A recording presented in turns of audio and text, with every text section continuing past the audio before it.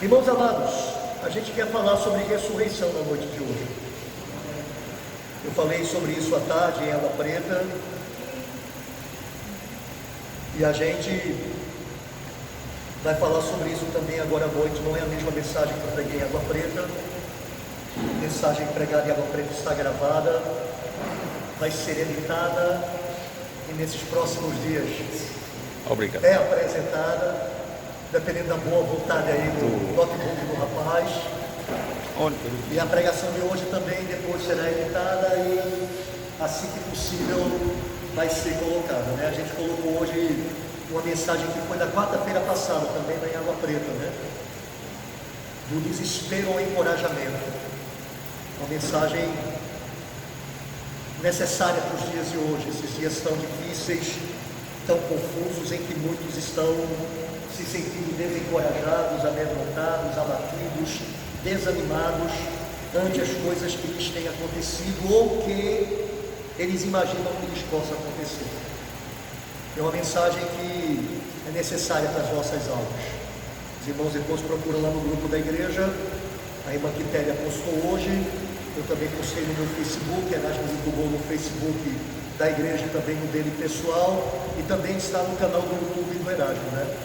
Quem não sabe, o irmão Erasmo tem um canal no YouTube, todas as mensagens que ele grava, ele coloca lá, e os irmãos que puderem lá se inscrever, se inscrevam, quem sabe um dia a gente alcança aí os 1000 inscritos, e alcançando 1000 inscritos a gente pode gravar vídeos ao vivo através do YouTube.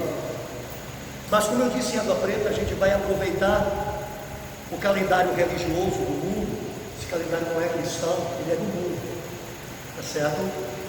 Essa Páscoa celebrada pelo mundo não tem nada a ver nem com a Páscoa judaica e nem com a Páscoa cristã. A Páscoa judaica tem uma data definida, tem símbolos definidos e um objetivo definido.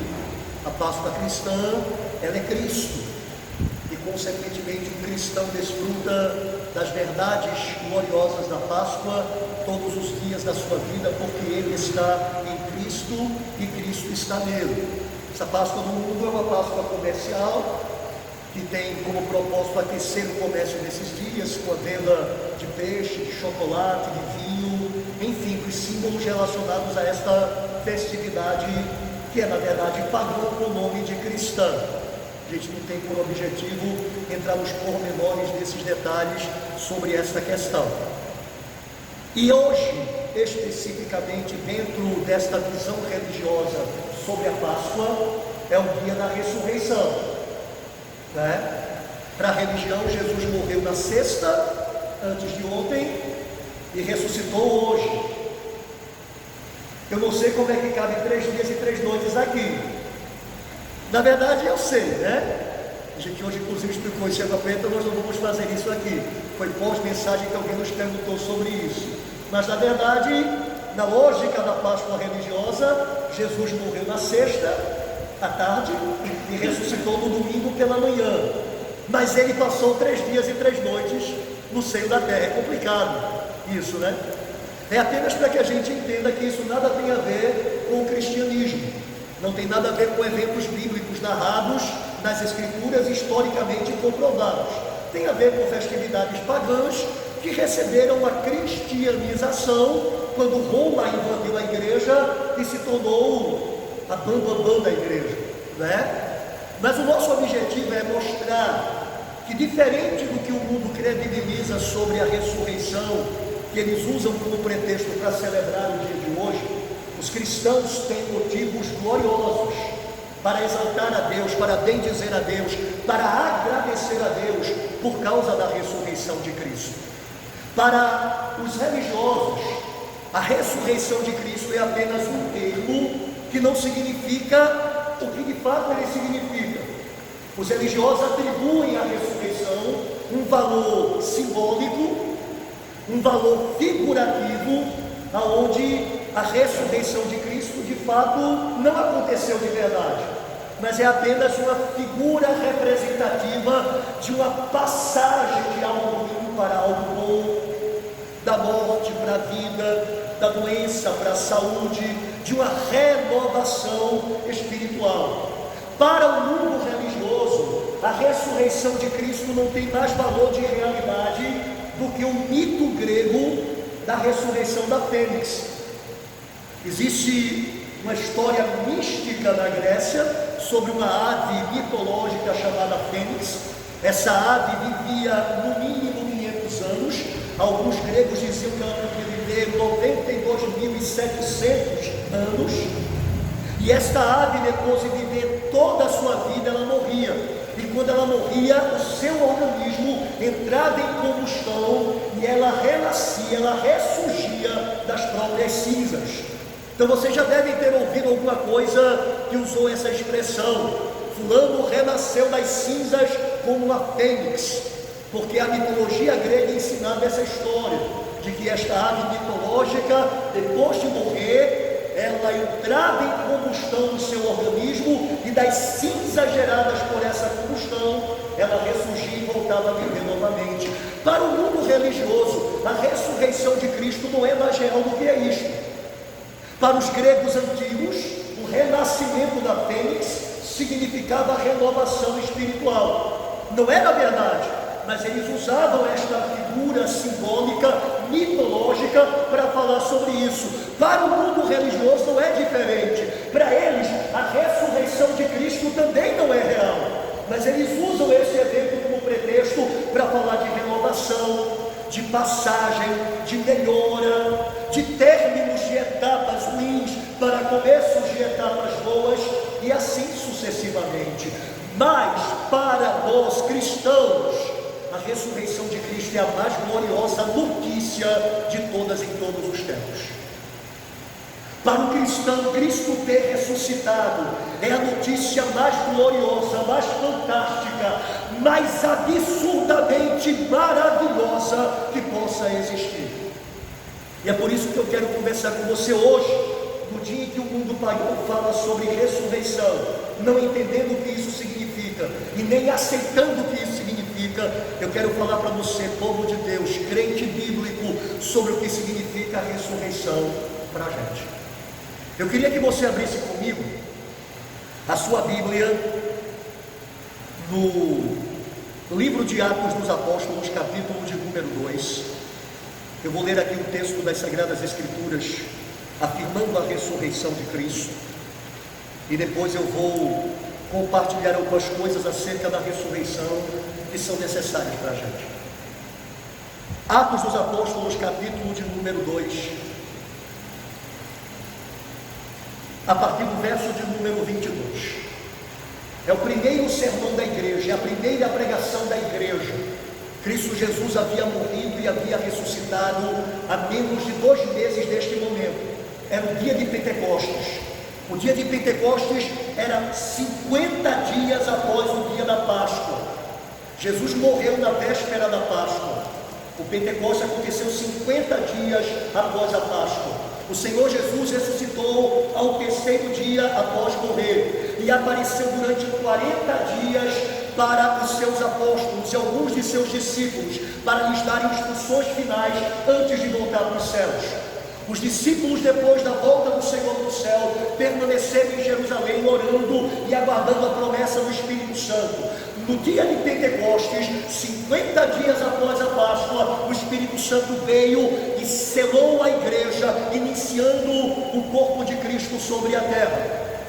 E neste dia, repito, 2 meses antes, aliás, 2 meses depois de Cristo ter morrido e de Cristo ter ressuscitado, menos de 2 meses, o apóstolo Pedro fala a uma multidão de judeus.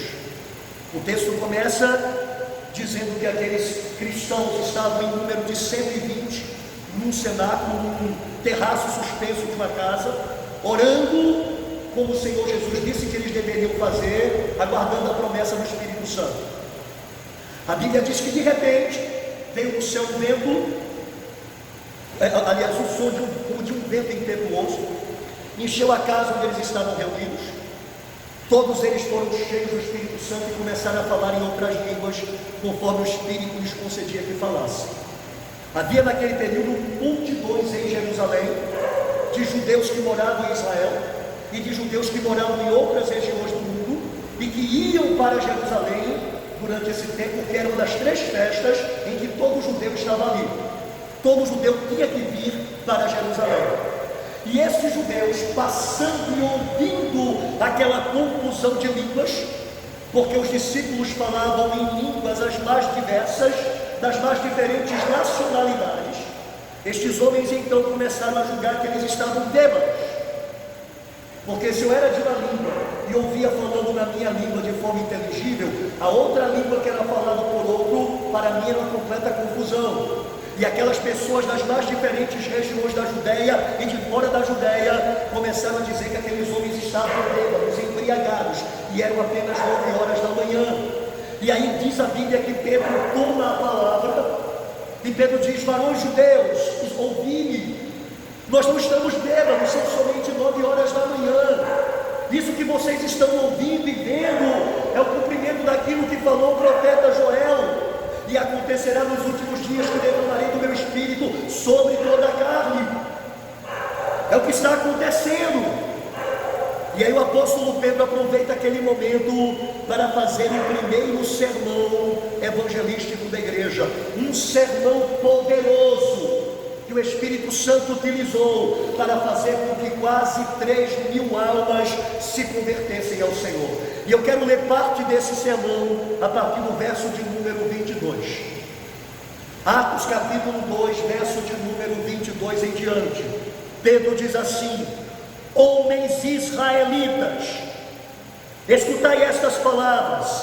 Jesus o Nazareno, homem aprovado por Deus entre vós com milagres, feitos extraordinários e sinais, que Deus realizou entre vós por meio dele, como bem sabeis, ele que foi entregue pelo conselho determinado e pela presciência de Deus, vós o matastes, crucificando-o pela mão de ímpios, e Deus o ressuscitou, quebrando as algemas da morte, pois não era possível que fosse detido por ela. Pois Davi fala sobre isso: eu sempre via o Senhor diante de mim, pois está à minha direita, para que eu não seja abalado. Por isso meu coração se alegrou, e a minha língua exultou, e além disso, o meu corpo repousará em esperança. Pois não deixarás a minha vida no túmulo, nem permitirás que o teu santo sofra deterioração. Fizeste-me conhecer os caminhos da vida, tu encherás de alegria na tua presença. Irmãos, concedei-me dizer-vos com clareza que o patriarca Davi morreu e foi sepultado, e o seu túmulo está até hoje entre nós, sendo ele profeta, e sabendo que Deus lhe havia prometido com juramento que faria um dos seus descendentes assentar-se no seu trono, Davi previu isso e falou da ressurreição de Cristo, cuja vida não foi deixada no túmulo e cuja carne não sofreu deterioração. Foi a este Jesus que Deus ressuscitou, e todos nós somos testemunhas disso. Portanto, exaltado à direita de Deus, e tendo recebido do Pai a promessa do Espírito Santo, derramou o que agora vedes e ouvis. Aleluia! Que sermão poderoso, que verdades gloriosas, aonde o apóstolo Pedro mostra aqueles judeus que estavam tão familiarizados com a morte daquele homem de Nazaré. 2 meses apenas haviam se passado, menos do que isso. 43, 42 dias haviam se passado desde a morte do Senhor. E Pedro, diz a palavra de Deus, se levanta com tal sermão, dizendo para aqueles homens que sabiam que Cristo havia morrido, que sabiam que Cristo havia sido crucificado, que sabiam que o profeta de Nazaré tinha sido morto pelos romanos, pela acusação de autoridades judaicas.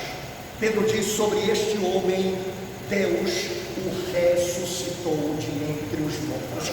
3 vezes neste sermão Pedro afirma isso. A morte não pôde detê-lo, Deus o ressuscitou. Deus o ressuscitou e somos testemunhas destas coisas. E Pedro então mostra para aquela multidão de judeus que este Jesus que eles rejeitaram e crucificaram como um maldito, Cristo de Deus enviado como cumprimento de todas as profecias messiânicas do Antigo Testamento. E esta, irmão, se tornou a grande mola propulsora da vida da igreja primitiva. A consciência de que o Senhor Jesus tinha ressuscitado e que este Jesus estava presente com a igreja e fazendo a igreja avançar e conquistar aquilo que Deus Todo-Poderoso havia determinado que acontecesse. Esses irmãos, animados por esta verdade soberana, essa verdade gloriosa, de que o seu Senhor não era uma memória a ser lembrada, um ícone a ser memorizado, mas era um Senhor vivo e entronizado nos céus, caminhava sobre a terra, realizando a sua vontade, obedecendo a sua palavra e crendo que Ele estava com eles todos os dias até a consumação dos séculos. Aquela igreja avançou da maneira como avançou por causa disso, porque eles criam no poder de Cristo ressuscitado, que Cristo ressuscitado estava agora com eles em espírito para lhes capacitar a toda boa obra.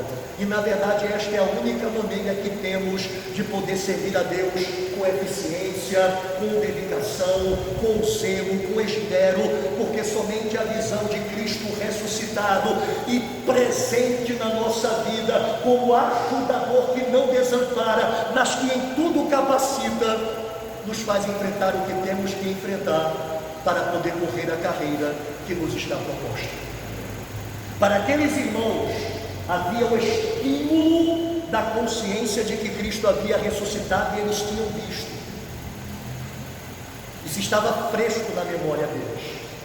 Para nós sobrou a bem-aventurança de podermos ter esta consciência por meio da fé. Quando o Senhor Jesus ressuscitou e apareceu aos seus discípulos, foi o texto de abertura do culto de hoje. A Bíblia diz que ele apareceu primeiro a algumas mulheres, depois ele apareceu a 10 dos seus apóstolos que estavam trancados na casa, 10 porque Judas tinha se suicidado e porque Tomé não estava na ocasião. Ele apresenta-se a esses 10, fala com eles, eles ficam eufóricos, e quando Tomé chega, eles contam para Tomé o que aconteceu. Vimos o Senhor. E Tomé disse: eu não acredito, a menos que eu veja pessoalmente, coloque o meu dedo no seu lado e veja o furo dos cravos em suas mãos. A Bíblia diz que passaram alguns dias, o Senhor de novo vem aonde aqueles homens estão, e ele chega e Tomé está presente. Ele vai diretamente a Tomé e diz: Tomé, olha eu aqui, pode fazer os testes que você quiser para verificar que o Espírito não tem um corpo como eu tenho. Não sou uma alma penada, não sou uma visagem, não sou um espírito desencarnado, eu sou o Senhor ressurreto. E quando Tomé constata, ele cai prostrado e diz: Senhor meu e Deus meu. E o Senhor Jesus fala o que é o nosso grande consolo. Eu repito, para aquela igreja iniciante, a grande força motriz, a mola propulsora, era o fato de saberem que Cristo tinha ressuscitado, porque eles foram testemunhas disso. E então eles queriam, por saberem que o Senhor era com eles. Irmãos, nós temos uma promessa gloriosa. Quando Tomé, que o viu, se prostrou, ele disse: porque me viste, crestes, muito mais do que felizes são aqueles que não viram e creram. Quando nós cremos na ressurreição do Senhor, nós temos uma bem-aventurança maior do que a dos apóstolos. Nós temos uma bem-aventurança maior do que a de Tomé, de Pedro, do que a de Paulo, porque ele disse: mais bem-aventurados, mais do que felizes são aqueles que não viram e creram. É o que nós temos hoje como mola propulsora para avançar. A palavra da verdade é que nos diz que isso aconteceu, e a promessa gloriosa de que se nós cremos nisso, nós somos mais do que felizes. Irmãos, a ressurreição, ela é um fato a ser recebido por fé, e quando recebido por fé, muda a vida de quem a recebe.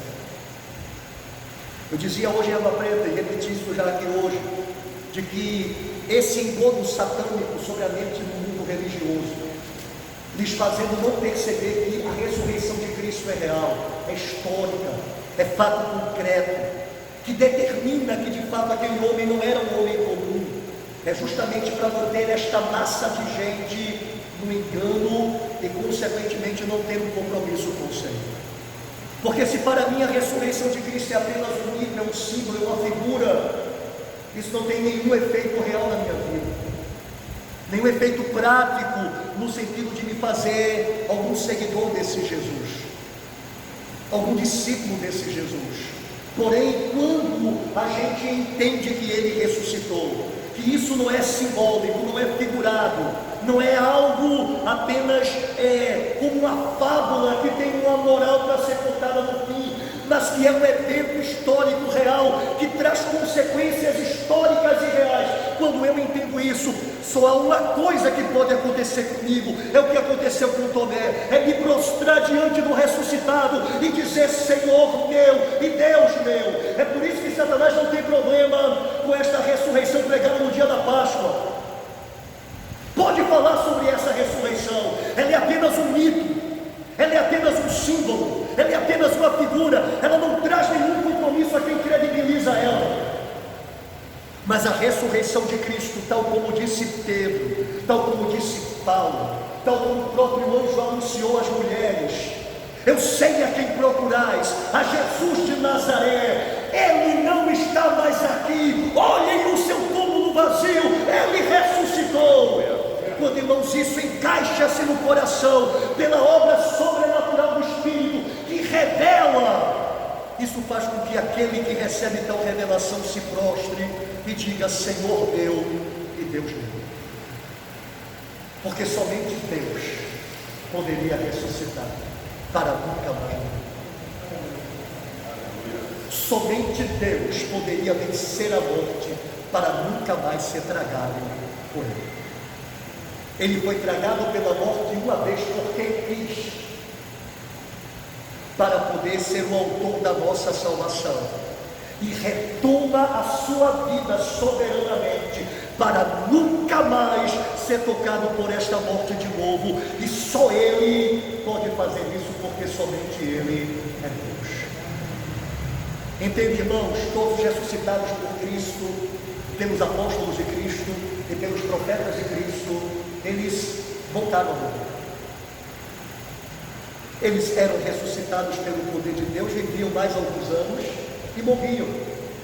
A morte novamente lhes afligia, novamente lhes abatia. O filho da viúva de Naim morreu de novo depois de ressuscitar. A menina que Jesus ressuscitou, filha de Jairo, morreu de novo depois de algum tempo. Lázaro, amigo de Jesus, morreu depois que o Senhor o ressuscitou. Até mesmo aqueles santos do passado que ressuscitaram quando Cristo morreu no Calvário, e Mateus diz que os túmulos se abriram e muitos santos saíram deles e andaram publicamente pelas pessoas, morreram. Mas esse Jesus, a morte não podia detê-lo, Ele entregou-se a ela, e isso é que é glorioso. Ele diz isso no Evangelho de João: ninguém tira a minha vida de mim. Eu me engano pensar que os romanos tiraram a sua vida, eu me engano pensar que os judeus tiraram a sua vida. Eles foram apenas instrumentos humanos para que isso acontecesse, mas Ele declara com todas as letras: ninguém tira a minha vida de mim, eu mesmo a dou, e eu mesmo a tomo de volta, e este mandamento eu recebi do meu Pai, aleluia. E esta ressurreição, para nunca mais morrer, para viver eternamente entronizado nos céus como o Senhor dos Senhores e o Rei dos Reis, com aquela glória que Ele tinha antes dos mundos existirem. Essa ressurreição comprova cabalmente que Ele é Deus. E é por isso, irmãos, que a ressurreição, ela, quando revelada a uma pessoa, faz essa pessoa obrigatoriamente discípula de Cristo. Se os olhos de alguém são abertos para isso, pelo Espírito Santo, essa pessoa terá que se render e dizer: Senhor meu e Deus meu. Mas para aqueles para quem a ressurreição é apenas uma história que tem uma moral, de que o bem prevalecerá sobre o mal, de que um tempo melhor chegará depois de um tempo ruim. Não há nenhum efeito moral, não há nenhum efeito prático e nem espiritual na vida deste, porque tal ressurreição é falsa.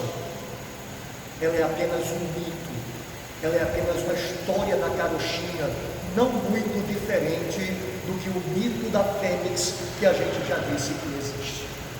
E eu queria falar nessa noite sobre a ressurreição como a plenitude da redenção.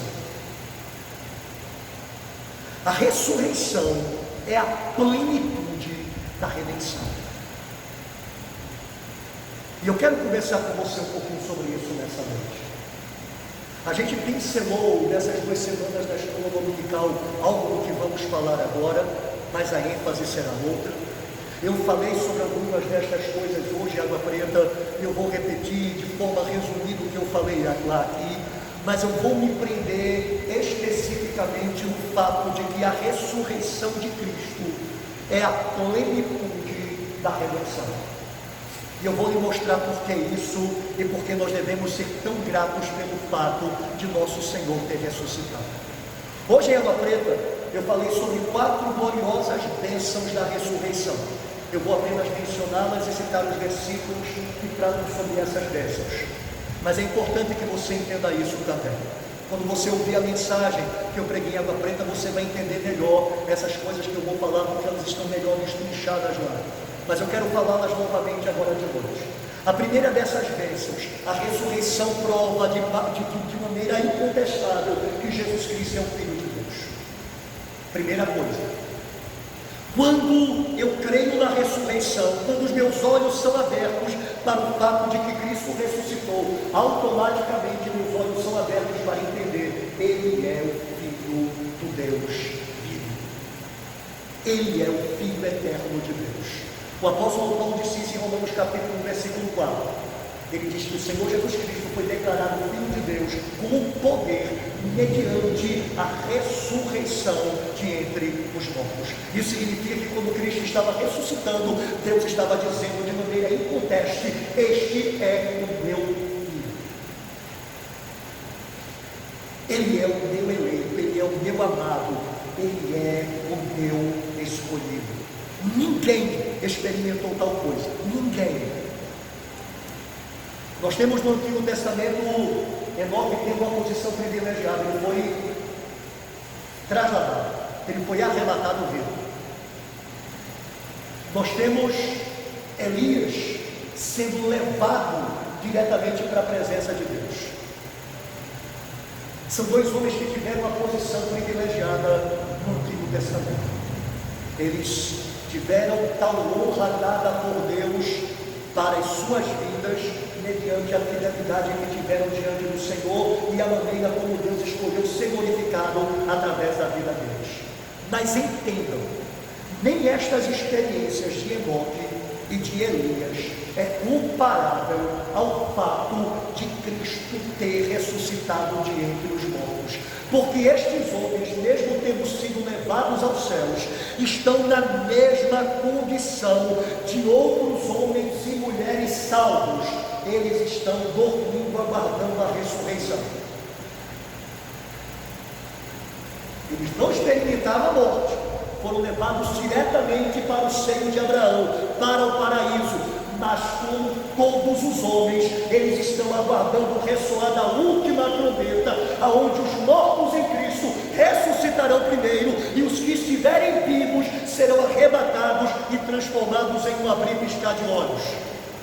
O Senhor Jesus, no entanto, morreu, foi sepultado, passou 3 dias e 3 noites no seio da terra, como comprovação de uma morte real. Não foi um desmaio, não foi um ataque de catalepsia, ele morreu, mas ele ressuscitou, e a Bíblia diz, ele ressuscitou para nunca mais morrer. Além de ressuscitado para nunca mais morrer, ele também voltou para os céus, mas ele não voltou como Enoque e como Elias. Ele voltou para sentar-se à direita de Deus, entronizado sobre todo principado, potestade, domínio, poder e sobre todo nome que se nomeia não agora, mas no próximo século.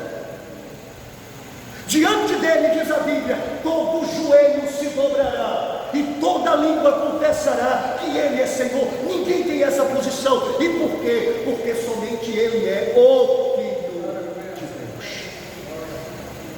A ressurreição de Cristo prova isso. O Jesus a quem servimos não é um grande líder, não é um grande profeta, não é um grande mestre, não é um grande guru, um grande filósofo. O mundo religioso inventa todas essas imagens a respeito dele, porque, repito, nenhuma dessas imagens traz um compromisso de ninguém com ele. É só uma admiração, é só um respeito, é só um reconhecimento de alguma característica de sua vida sobre este mundo. Mas somente a igreja tem a revelação de que Ele é o Filho de Deus, e que como Filho de Deus Ele é Senhor, e que consequentemente a Ele é devida toda a honra, toda a glória, todo louvor e adoração. No segundo sermão da igreja, também pregado por Pedro, quando ele de novo enfatiza que Cristo morreu e ressuscitou, ele diz para os judeus que lhe ouvem: saiba toda a casa de Israel que a este Jesus a quem crucificaste, Deus o fez Senhor e Cristo. Aleluia. A primeira coisa que a ressurreição me prova é que Cristo ressuscitou. A segunda coisa que a ressurreição traz para mim como uma bênção gloriosa, uma bênção maravilhosa, uma bênção inalterável, uma bênção inviolável, é que, porque Cristo ressuscitou, eu tenho o poder desta ressurreição na minha vida para poder viver segundo o propósito eterno de Deus. Eu tenho tal poder que me habilita, que me qualifica a poder viver para a glória de Deus. Em Efésios capítulo de número 1, a partir do verso de número 17, o apóstolo Paulo diz que orava pela igreja dos Efésios para que eles recebessem o espírito de sabedoria e revelação, a fim de saberem algumas coisas. Entre estes saberes, Paulo diz: para saber qual a grandeza do poder de Deus que opera em nós, segundo o poder que ressuscitou a Cristo dentre os mortos. Isso significa que, por causa da ressurreição de Cristo, eu tenho da parte de Deus um poder que me assiste para poder viver a semelhança do meu Senhor e glorificar a Deus. É o que Paulo chama de um poder da sua ressurreição. Paulo diz: eu quero conhecê-lo e o poder da sua ressurreição e a comunhão dos seus sofrimentos, conformando-me a Ele na sua morte. O poder da ressurreição do Senhor é o mesmo poder que Deus manifestou em Cristo para tirar um túmulo e exaltá-lo a Deus e Salvador, e que agora é manifestado na minha vida para me tirar da morte e delitos e pecados em que eu me encontrava, para me fazer estar assentado com Cristo nas regiões celestiais e para poder reinar em vida por meio de Jesus Cristo através da fé. A terceira grande bênção da ressurreição é que ela me garante incontestavelmente que os meus pecados são perdoados por causa do sacrifício de Cristo.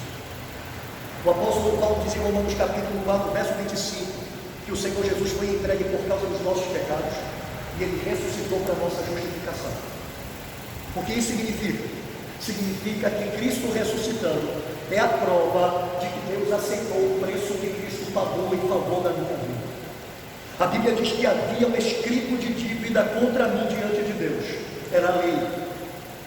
A lei denunciava o meu pecado e me condenava por causa desse pecado. Era um escrito de dívida que determinava que esta lei cobraria um preço, e o preço era: a alma que pecar, essa morrerá. Cristo assume esta maldição da lei sobre ele. Cristo morre na cruz como maldito pela lei, levando sobre si os meus pecados e as minhas transgressões, me substituindo no Calvário, para que eu fosse perdoado e justificado diante de Deus. Tudo isso nós sabemos que foi feito na cruz, mas como eu tenho prova de que isso realmente foi aceito? Porque quem tem que aceitar não sou eu sou o devedor. Quem tem que aceitar o pagamento é Deus, é o credor. Então como é que eu sei que Deus aceitou o pagamento feito pelo Filho? É porque Deus ressuscitou o Filho.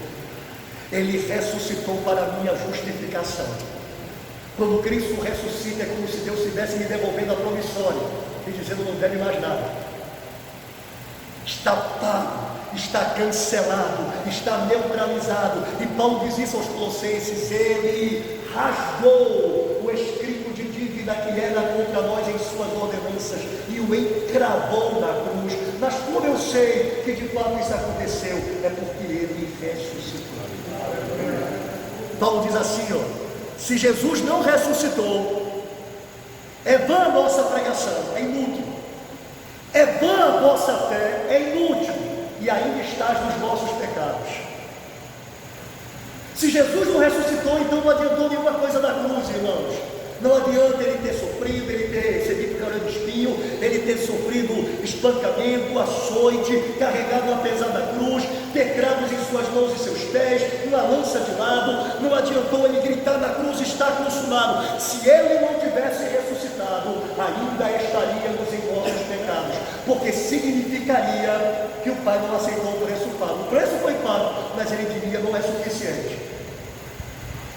Mas quando Cristo ressuscita, Deus está dizendo: o preço é mais do que justo, aleluia.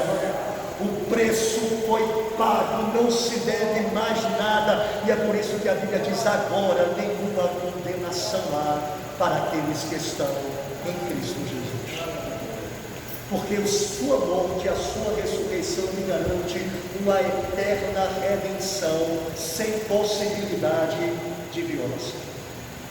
E por último, eu disse hoje em Água Preta que a quarta bênção gloriosa da ressurreição é que a ressurreição de Cristo é uma garantia de que eu vou ressuscitar. A Bíblia chama Jesus em 1 Coríntios capítulo 15 de as primícias dos que dormem. Ou seja, a Bíblia trata os crentes mortos como aqueles que estão dormindo. A Bíblia nunca chama um crente de morto, que morreu. Ela sempre chama os crentes mortos de aqueles que estão dormindo. E a Bíblia diz: Jesus é as primícias dos que dormem. Ele é o primeiro fruto, é isso que significa primícia, daqueles que estão dormindo e aguardando a ressurreição. Ele abriu o caminho com a sua ressurreição, significando que todo aquele que crê nele ressuscitará para a vida como ele. Porque ele ressuscitou, eu também ressuscitarei. Porque ele voltou para o céu, eu também voltarei. Porque ele está agora diante de Deus para sempre, eu também estarei. E isso é a glória da nossa vida como crentes. Esse mundo passa e a sua concupiscência, mas aquele que faz a vontade de Deus permanece para sempre. E por quê? Porque o seu Senhor ressuscitou, e eles ressuscitarão igualmente. Agora, irmãos, preste atenção. Chegando nesse ponto em que a Bíblia mostra e me garante que eu ressuscitarei, porque o meu Senhor ressuscitou, eu quero lhe mostrar que então a ressurreição é a plenitude, é a completude da nossa redenção.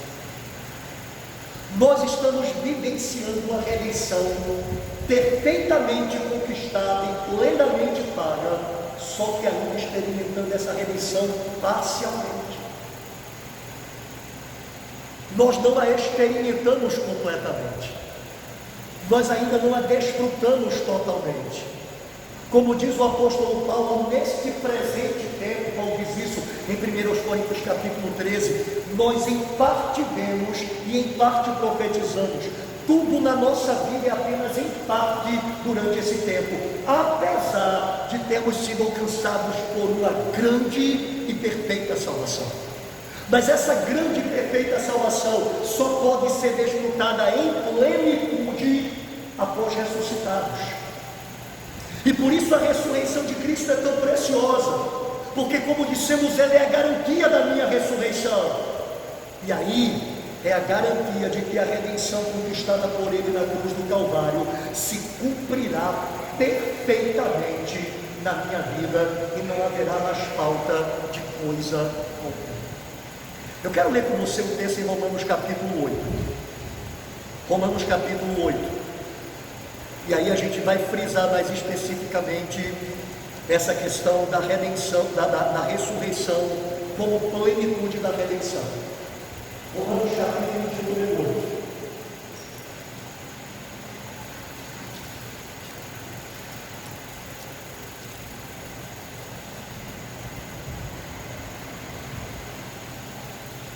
Eu vou ler a partir do verso de número 18 até o verso de número 25. Paulo diz assim: considero que os sofrimentos no presente não se podem comparar com a glória que será revelada em nós, porque a criação em que nós vivemos, a natureza, o mundo, aguarda ansiosamente a revelação dos filhos de Deus, porque a criação ficou sujeita à inutilidade, algumas versões dizem à vaidade, não por sua vontade, mas por causa daquele que a sujeitou, na esperança de que também a própria criação será libertada do cativeiro da degeneração para a liberdade da glória dos filhos de Deus. Pois sabemos que toda a criação geme e agoniza até agora, como se sofresse dores de parto.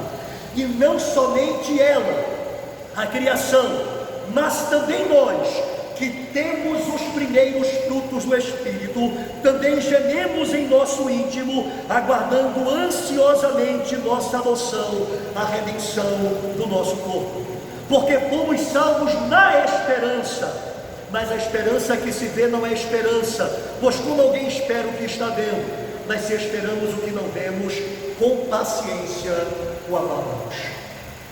Deixa eu falar um pouquinho sobre isso daqui, e mostrar como esse texto demonstra que a nossa ressurreição, por causa da ressurreição de Cristo, que é as primícias dos que dormem, é a grande garantia de que a redenção será consumada em plenitude na nossa vida, apenas após isso acontecer.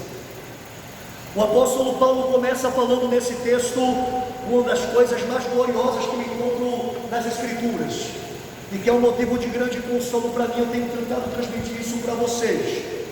Paulo diz: considero que as aflições deste tempo presente não se podem comparar com a glória que em nós irá ser revelada. O apóstolo Paulo tinha a plena convicção de uma coisa: neste mundo existem aflições, da glória a ser revelada não. Neste mundo existem sofrimentos, da glória que há de ser revelada não. E ele diz: eu considero que as aflições de agora não têm comparação com a glória que será revelada em nós. E ele então vai desenvolver o seu pensamento. O que é que ele quer dizer com esta glória futura? O que é que ele quer dizer com esta glória futura? E ele começa dizendo assim: pois a criação, o mundo, a natureza, o planeta Terra, aguarda ansiosamente a revelação dos filhos de Deus, aguarda nós glorificados. Escute isso, esse mundo está aguardando nós glorificados. Por quê? Porque a Bíblia diz que quando o Senhor Jesus nos levar para junto de si, Ele voltará conosco e reinará neste mundo por 1000 anos, e Ele restaurará todas as coisas, e nós estaremos governando a terra juntamente com Ele. É isto o que a criação aguarda dentro da linguagem de Paulo. A criação é logicamente uma criação inanimada. Isso é uma figura de linguagem, é uma linguagem poética de Paulo.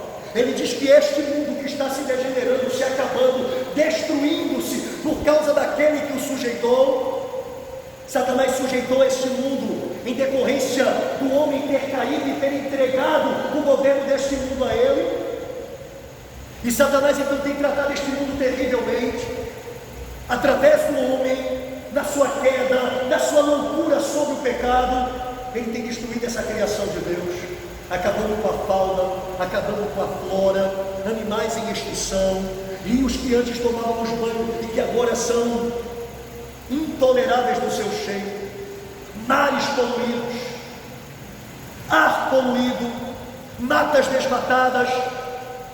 O mundo, diz Paulo, geme, aguardando ansiosamente a manifestação dos filhos de Deus, porque quando esses filhos se manifestarem na glória de Cristo, esse mundo será restaurado. A Bíblia diz que o Senhor restaurará todas as coisas.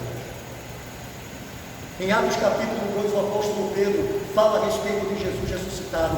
Convém que o céu o receba até o tempo da restauração de todas as coisas, aleluia. Ele vem restaurar, ele vem fazer esta terra restaurada. antes de destruí-la finalmente e criar novos céus e nova terra, mas essa terra experimentará uma restauração. A Bíblia diz que a ursa passará com a vaca. A Bíblia diz que o leão apacentará com o cordeiro. A Bíblia diz que uma criança colocará sua mão na toca de uma víbora e não será picada, porque aquele estado original do Éden, em que Adão tinha comunhão com os animais, e estes nenhum mal lhe faziam, e nem Adão fazia a eles, voltará para esse mundo no tempo da restauração de todas as coisas. Será um tempo glorioso, e a Bíblia diz, a criação aguarda ansiosamente a revelação dos filhos de Deus. E Paulo continua dizendo nessa linguagem poética, porque a criação ficou sujeita à inutilidade, não por sua vontade, mas por causa daquele que a sujeitou. Ou seja, a criação está sendo destruída contra a vontade dela, como se ela tivesse. O mundo não quer se acabar como está se acabando. O mundo não quer ter a sua fauna, flora, atmosfera, águas de rios, de mares, de açudes, sendo destruído como está sendo destruído. É uma linguagem poética, mas Paulo está dizendo, isso está acontecendo forçosamente sobre a criação, por causa daquele que a sujeitou.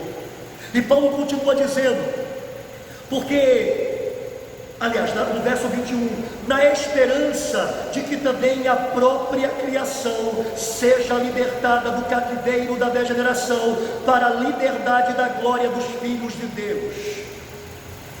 Quando acontecer a restauração, essa criação terá de novo aquela glória que ela tinha no princípio, quando Deus criou todas as coisas, e a Bíblia diz, e viu Deus tudo quanto fizera, e eis que era muito. A criação voltará a esse estado de glória original.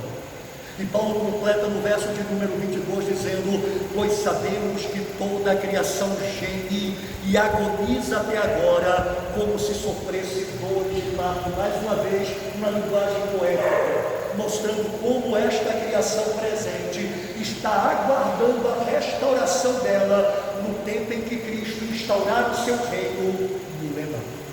E aí o apóstolo Paulo sai da criação do planeta Terra, do mundo em que vivemos, e traz agora a questão para o nosso lado. A criação aguarda a manifestação dos filhos de Deus, a nossa manifestação, mas não é somente ela que aguarda. Paulo diz no verso 23, e não somente ela, mas também nós, que temos os primeiros frutos do Espírito, ou as primícias do Espírito, também gememos em nosso íntimo, aguardando ansiosamente nossa adoção, a redenção do nosso corpo. Chegamos aonde queríamos chegar. O apóstolo Paulo diz que nós, crentes em Cristo Jesus, salvos pela graça, cujo nome está escrito no livro da vida e não pode ser apagado, nós que somos sacerdócio real, nação santa, povo exclusivo de Deus, nós, embora salvos desta maneira, gememos, diz o apóstolo Paulo, como a criação está gemendo, porque a criação aguarda a nossa manifestação, e nós estamos aguardando que isso também aconteça conosco. Paulo diz, nós estamos aguardando a nossa redenção, e aí ele vai usar um termo que é sinônimo de ressurreição. Ele diz, todos nós estamos aguardando a nossa redenção, a saber, a adoção do nosso corpo. O que isto significa? A adoção do nosso corpo significa que o nosso corpo receberá a imortalidade e a incorruptibilidade dos filhos de Deus, que será dado na ressurreição ou no arrebatamento. 1 Coríntios capítulo 15. O apóstolo Paulo vai dizer de maneira gloriosa, irmãos, primeiro se semeia o que é natural, depois se semeia o que é espiritual. Primeiro existe o primeiro homem em Adão, depois existe o homem espiritual, que é Cristo. E assim como existe um corpo físico, também existe um corpo espiritual. E Paulo vai dizer que quando chegar este dia da ressurreição, no abrir e piscar de olhos, ao ressoar da última trombeta, os mortos em Cristo ressuscitam primeiro em corpos glorificados, e nós, os que estivermos vivos, seremos transformados, subiremos e estaremos para sempre no manifestação da nossa plena filiação, manifestada em nosso corpo mortal, que será transformado em um corpo imortal. E Paulo diz assim: quando isso acontecer, quando é corruptível, esse corpo é corruptível, ele se corrompe, ele está sujeito a pecados, ele está sujeito a impurezas, ele está sujeito a maldades, ele está sujeito a pensamentos e a sentimentos e a vontades ruins e a práticas ruins. Este corpo é pecaminoso. Paulo chama este corpo de um corpo do pecado. Paulo diz que neste corpo habita o pecado. Então a Bíblia diz: quando isto que é corruptível for revestido de incorruptibilidade, nunca mais será corrompido, nunca mais será tentado, nunca mais será provocado, nunca mais será instigado, nunca mais terá um desejo, pensamento, paixão, vontade, intenção contra a vontade de Deus. Será incorruptível. Paulo diz: enquanto isso que é mortal, nós somos mortais, todos os dias morremos. A gente pensa que morre quando desce a sepultura. Todos os dias, milhares de células morrem no nosso corpo. E à medida que o tempo vai passando, o número delas morrendo se amplia. E é por isso que a gente vai perdendo memória. É por isso que a gente vai perdendo a firmeza da pele. É por isso que a gente vai perdendo a cara esticada, começa a ficar feito maracujá de gaveta.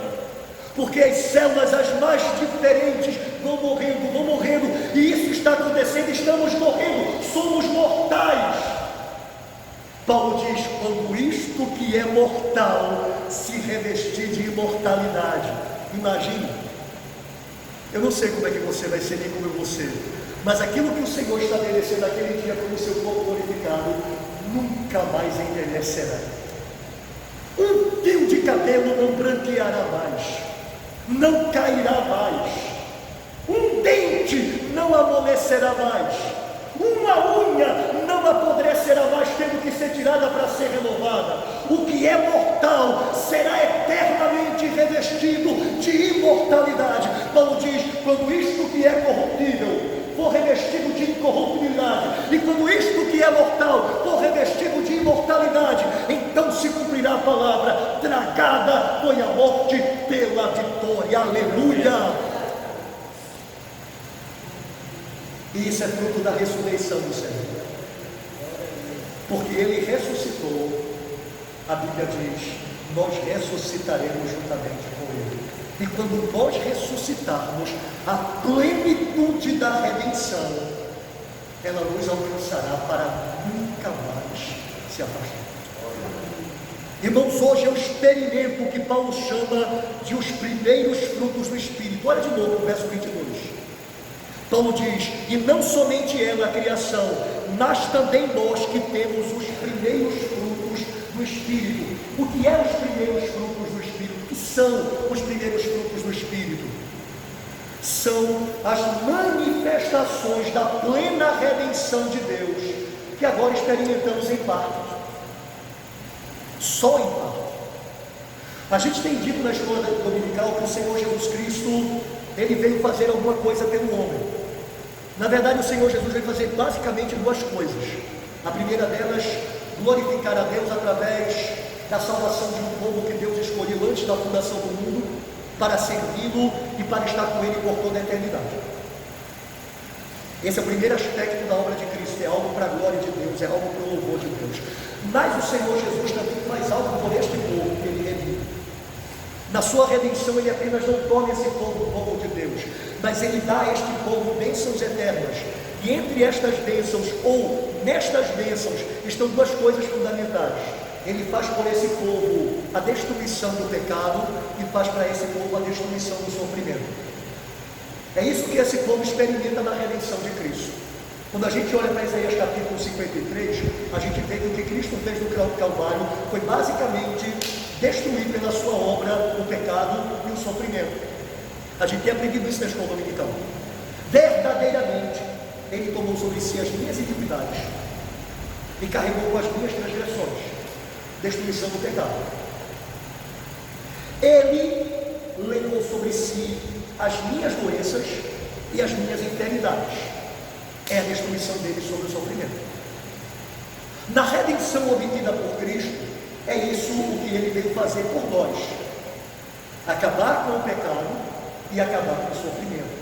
Mas o que nós experimentamos disso nessa vida são apenas os primeiros frutos. Acabar com o pecado significa acabar com a condenação do pecado, com a presença do pecado e com o poder do pecado. Mas hoje nós só experimentamos a plenitude dele ter acabado com a condenação. A Bíblia diz: agora nenhuma condenação há para os que estão em Cristo Jesus. Mas nenhum de nós pode dizer que está completamente livre da presença do pecado e do poder do pecado. Quando é que isso vai acontecer?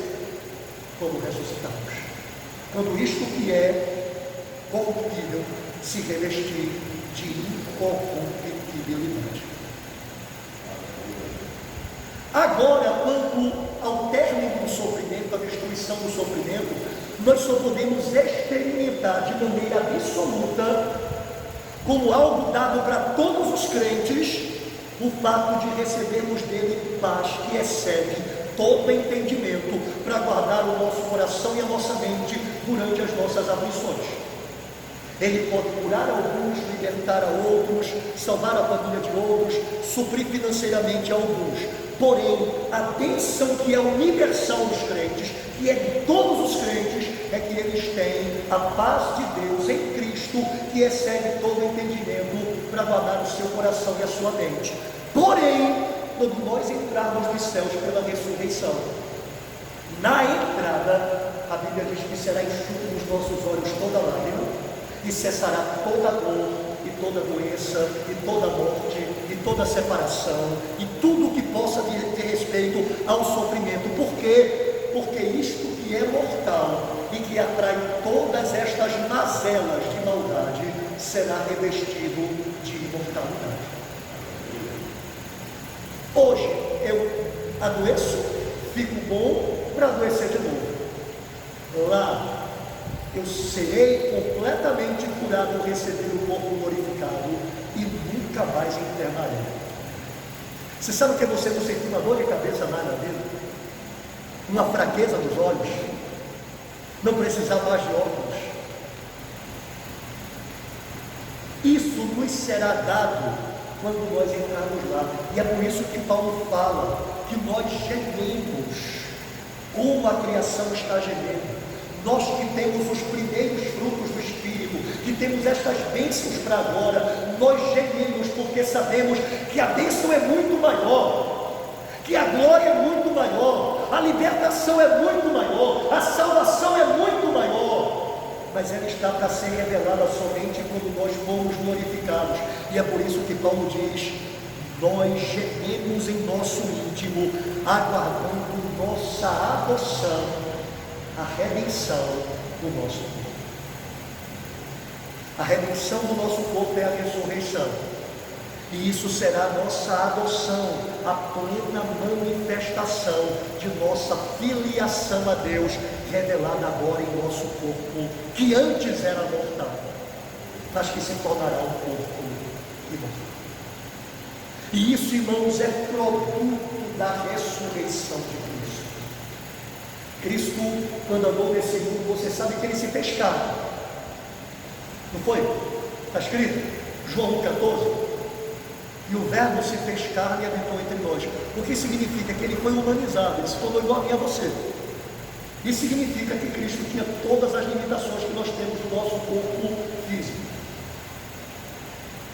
A única coisa que Cristo não experimentou foi a incorruptibilidade, mas a mortalidade estava nele. Ele se tornou um ser mortal, um ser humano.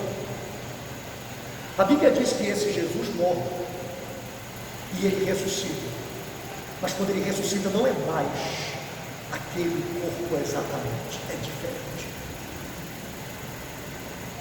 Aquele corpo só podia estar num lugar, no momento, não é verdade? Mas agora esse Jesus, no seu corpo glorificado, é capaz de entrar numa sala trancada por dentro.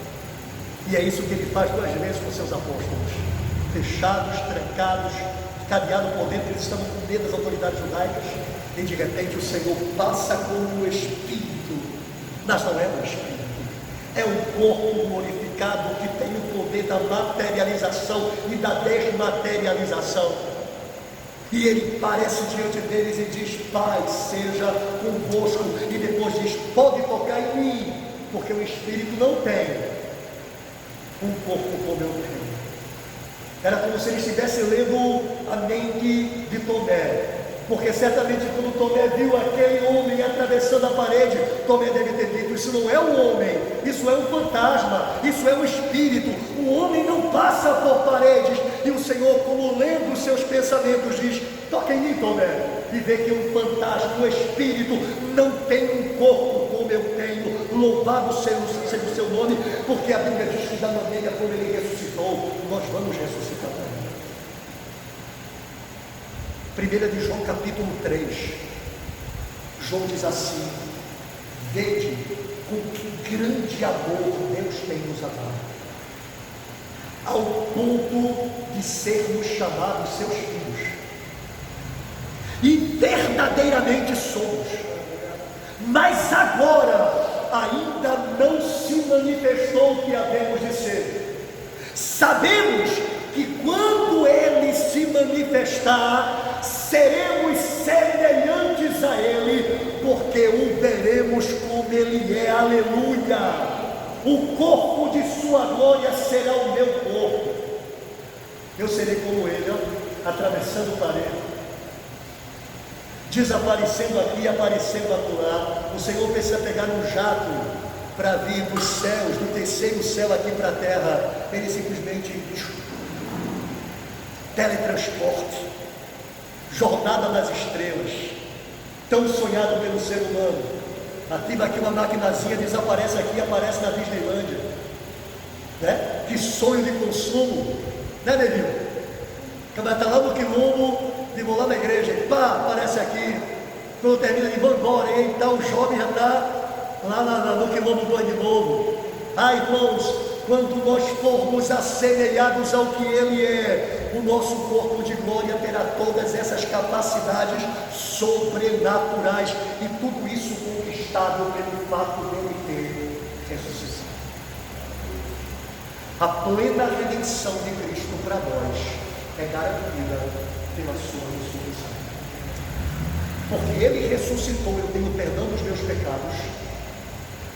Porque ele ressuscitou, a plenitude da obra da cruz é uma verdade incontestável, e consequentemente eu tenho a garantia da eternidade. Porque ele ressuscitou, eu ressuscitarei como ele. Porque ele ressuscitou, eu receberei um corpo de glória incorruptível e imortal. E porque ele ressuscitou, eu adentrarei nos céus e nunca mais serei tocado pelo pecado, pela corrupção e pela doença ou pela mortalidade. Tragada será a morte pela vitória, a morte espiritual e a morte física. E a Bíblia diz: e estaremos para sempre com o Senhor. É por isso que eles dizem, irmãos, crer na ressurreição de Cristo muda a vida de um. Crer nessa ressurreição fajuta dos religiosos que praticam a festa do dia da ressurreição apenas utilizando isso como pretexto, não muda em nada. Se continua do mesmo jeito, com as mesmas mazelas de desespero e de falta de esperança. Mas aqueles que têm Cristo e que sabem que Cristo ressuscitou e que é as primícias dos que dormem e que nos levantará com ele no dia que ele determinar, esses sabem que nunca mais voltarão a ser os mesmos que eram antes, e que aquilo que tem que ser é muito melhor do que já é agora, e está lhes aguardando uma eternidade que é daqui a pouco. É daqui a pouco.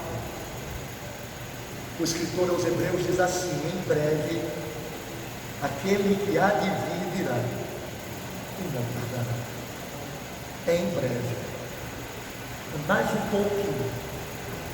Porque se não for, irmãos, pela sua vida, e a gente não sabe exatamente quando isso vai acontecer, será pela nossa vida.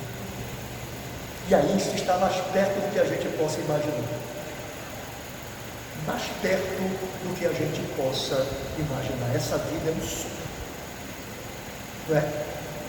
E por isso é que Paulo diz: a nossa salvação está agora mais perto de nós do que quando no princípio fomos.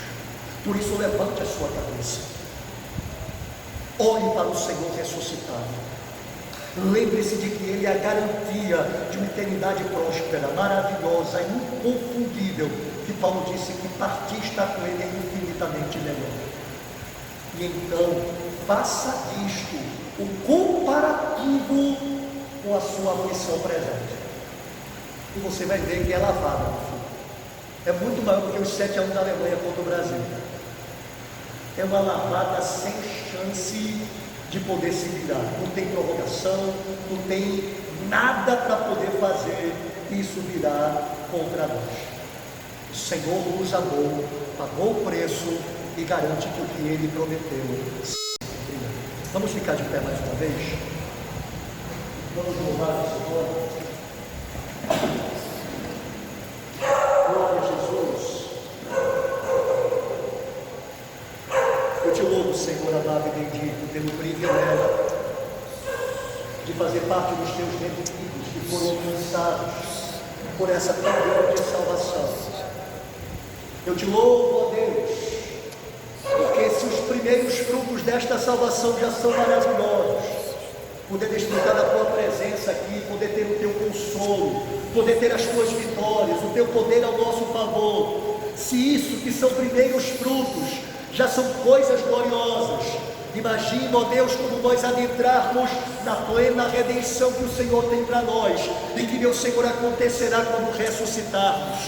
Muito obrigado, porque, meu Deus, nós estamos esperando isso. Nós estamos aguardando isto, e nós aguardamos com expectativa, sabendo que aquilo será infinitamente melhor do que qualquer coisa que experimentemos hoje. Então, meu Deus, nos sustenta, nos ajude, nos faz prosseguir até o fim, nos dê poder para concluirmos a jornada da maneira como proposta pelo Senhor, e assim receba a glória através da nossa vida. Eu peço a tua bênção sobre nós. Eu agradeço ao Senhor por Cristo ter ressuscitado e por Ele ser a grande fundamento de toda essa bênção que iremos receber. Que o Senhor alegre o nosso coração a cada dia, firme o nosso coração com as verdades, e que o Senhor receba a glória, eu peço, em nome de Jesus. Amém. Seja bendito, Senhor.